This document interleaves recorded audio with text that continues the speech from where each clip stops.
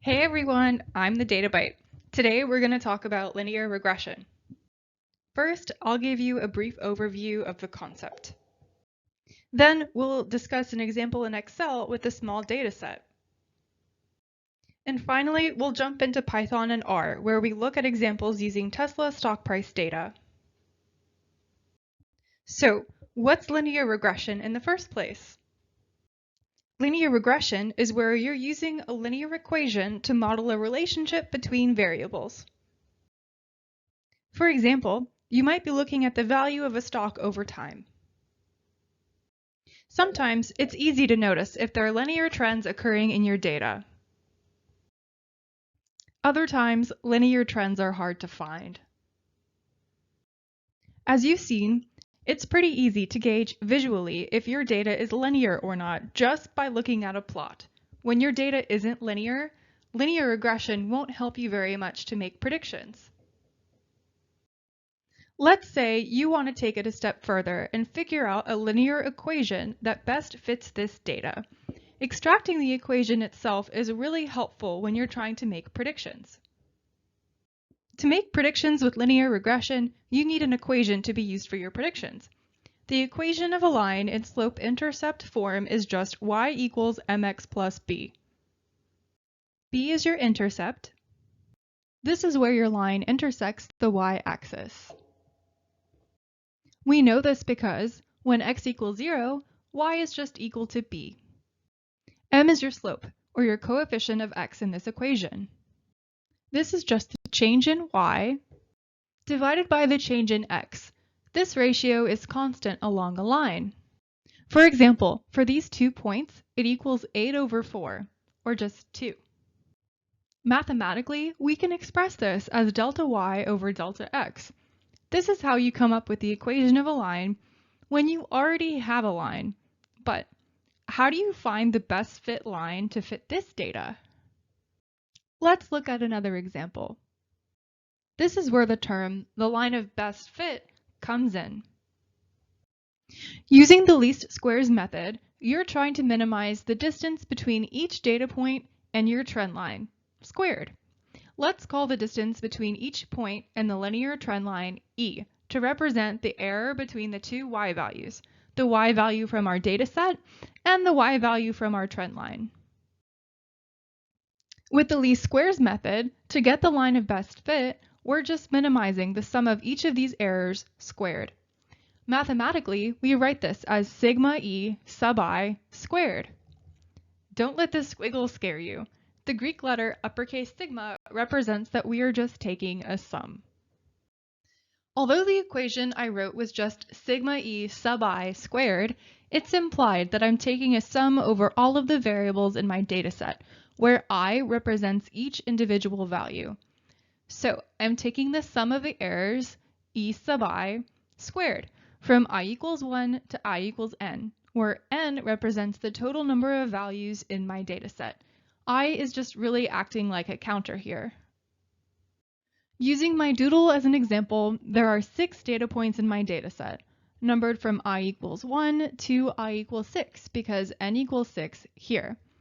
Instead of writing sigma e sub I squared, I could also just say e sub 1 squared plus e sub 2 squared plus e sub 3 squared. You get the picture. Now you see why we add the sigma here.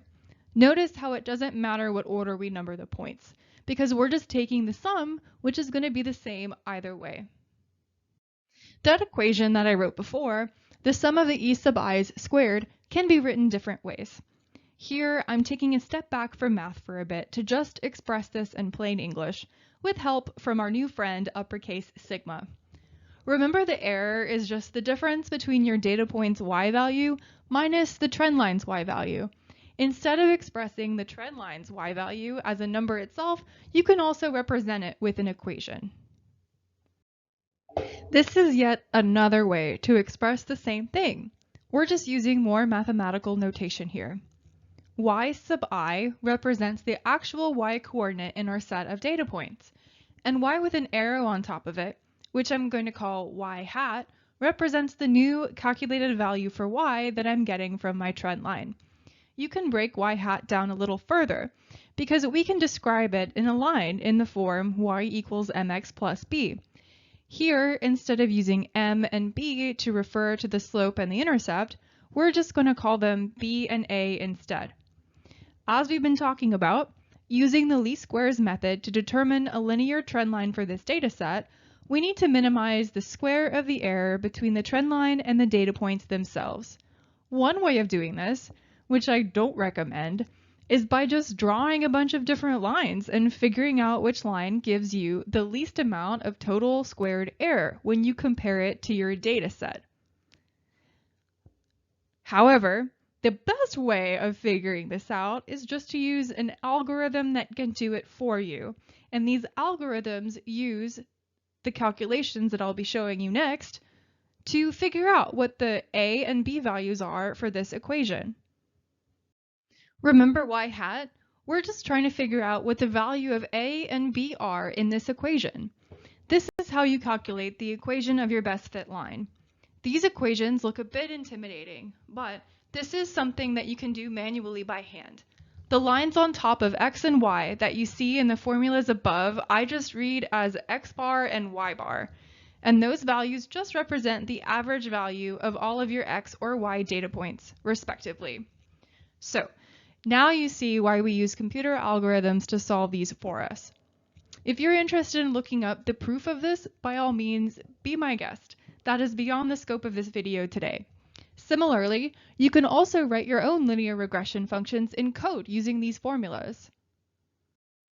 In addition to calculating the line of best fit, another important parameter is how closely a linear trend can represent the data itself. It doesn't matter how random your data points look. You can still try and make a linear trend line to represent it. It's just not going to be very good for you to make predictions off of with a low r-squared value. My college textbook literally defines r-squared as the proportion of y variability explained by the linear relation. This is also something you can calculate manually with the sum of squares calculations. The r-squared value of your data is really important. The higher it is, the more linear your data set is. Typically, if this value is below a 0.7, that means your data really can't be explained much by a linear trend. Lots of sources online can be used for more help with linear regression. Just citing my college textbook here and that link from Columbia just for your reference. Now we're ready to check out an example in Excel. Check out my files out on GitHub to follow along. Feel free to pause the video to take a closer look as well. Let's try to determine what the missing y values are in this data set. First, let's make a scatter plot to visually look at this data. If you right-click on your data points in the plot, you can select Add Trend Line. Select the option for a linear trend line and choose to display the equation on the chart. You can see that the r-squared value here is 1, which indicates a perfect linear fit, and you can see the equation for the line. You can also use the trend function to calculate a linear regression with your data and use it to predict values. If you want even more information, you can use the linest function. You can find the r-squared value with this function, along with your y-intercept and coefficients. The Excel documentation explains the other parameters that this function returns in more detail. You can use this information to calculate the predicted values in your spreadsheet as well. What's awesome about Excel is that if you change one of your values, check out the red box, all of your other values will update as well. We can also add these predicted values to the scatter plot too, to compare them with the original data set. Now, let's jump into Python. I'm using Jupyter Notebooks for this example, and you can check my files out on GitHub to follow along. Feel free to pause the video to take a closer look too. First, handle import statements and read in the data. The linear regression function that we'll be using today is the OLS function from the stats models package. And we'll be working with some Tesla stock data to see how well a simple linear regression model reflects the trend in stock price data this year. Next, we're ready to start fitting our trend and call the OLS function. The summary function will show you the results from the model. The r-squared value is a great linearity check. Definitely not a good fit here, and this trend line is not something you want to be making predictions with. Let's check out how this looks visually. First, we're adding a new column to the table we were previously working with for an easy comparison. Next, we're using matplotlib to plot the results and compare. The R-squared value shows you that you can't use a linear model to represent this data, but overall it does seem to capture the stock price's downward movement. What's interesting about this data set is that there are a few periods in time that seem to exhibit linear behavior of their own. Let's check out an example. Zooming into the March 14th to April 4th time frame, this data appears pretty linear just by looking at this plot. Using the same functions we were working with before, let's see how good of a fit a linear trend line will be here. The R-squared value here is very high and is between 0.7 and 1, which we use to gauge linearity. We can say that this data did exhibit strongly linear behavior in this period of time. Comparing the original data with our predicted values on a plot, you can visually see just how close of a fit that we got. Sometimes patterns like this can pop up in smaller subsections of your dataset, and they can be really interesting to look more closely into, but you do need to be mindful that they don't represent your data as a whole. Now we're going to do the same thing with R. I'm going to go a little faster this time, but as always, feel free to pause the video and take a closer look. The first step is importing your data. Here, I'm importing my data as a data frame like I did in Python. Next, we're specifying our datasets for X and Y and then feeding them into the LM function. Like we already saw, the R-squared value for this trend line is really low.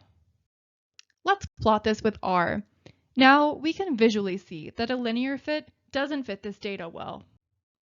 Going through the same exercise as before, let's filter the data down to a period where we think we'll see a linear trend. Let's run the model again.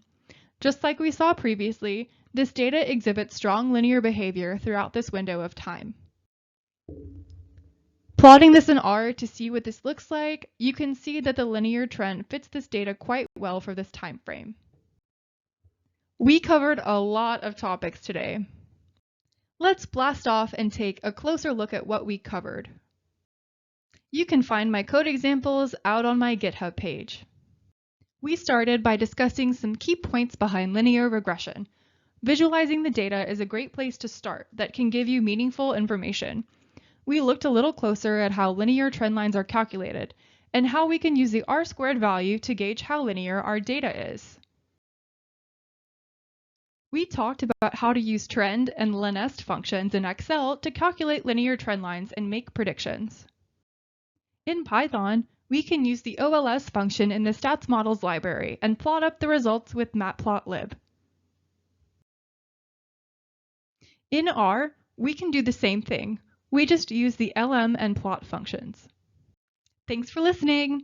Like and subscribe to my channel. You can check out my code examples on GitHub and let me know what you think in the comments of this video. Until next time.